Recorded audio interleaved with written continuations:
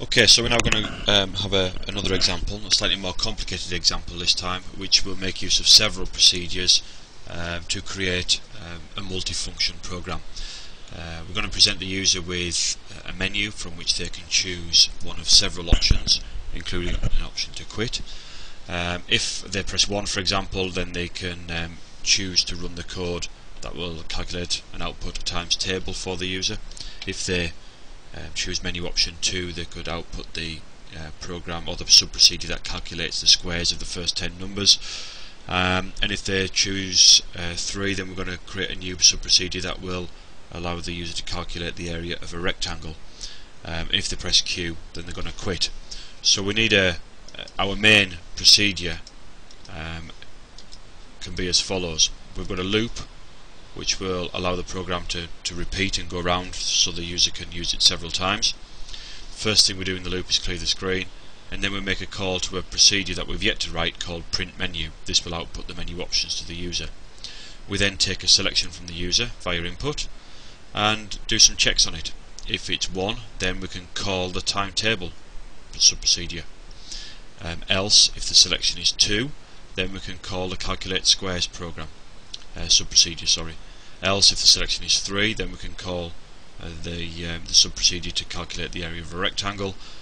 Else, if the selection is not equal to Q, so if it's anything else, then we can output invalid entry, please enter to continue. If they press Q, then the program will loop down to the end and quit, because this program will loop until the selection that the user enters is in fact a Q. So that's our main program. What we need to do now is to create these separate sub-procedures. So first of all, let's have a look at the sub-procedure to print a menu. That's very straightforward. We just have a sub and an end sub. The sub-procedure is called print menu, and it outputs several lines of output simply. Welcome to the multifunction program, a blank line, gives the user the instructions of which key to press for which program, and that's it. So when that sub-procedure is called, it outputs that to the screen and then returns to the place from which it was called. So we can now bring in the code for the various different sub-procedures. So the timetable code is very similar to before.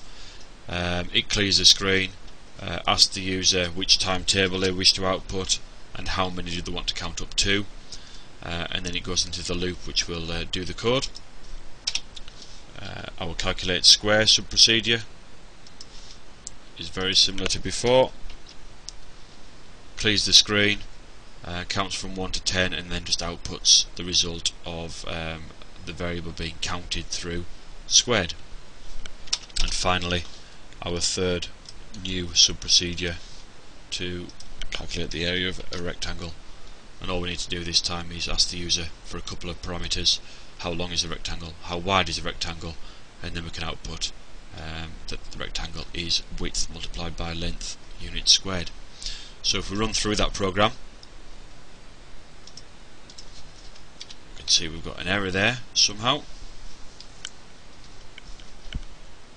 I think I want a print statement there rather than want to print out a blank line, not an input. So that's just a simple error. So there's our menu. Welcome to the multifunction program. Press 1 to use the times table program, so let's give that a go. 1, enter. Please enter the times table. Well, let's try the 7 times table, and we'll go up to 8 times 7. So that seems to work okay. Press enter, and we'll return back to our program, loops round again, and prints out the menu. Press 2 to output the squared values of a set of numbers, and that program just simply counts through 1 to 10 and outputs the values. Program 3 or sub-procedure 3 allows us to calculate the area of a rectangle. That one didn't hold the answer on screen, so we need to alter that code. And finally, Q to quit, and if we enter any other value it should give us an error message. What we need to do is output some code here,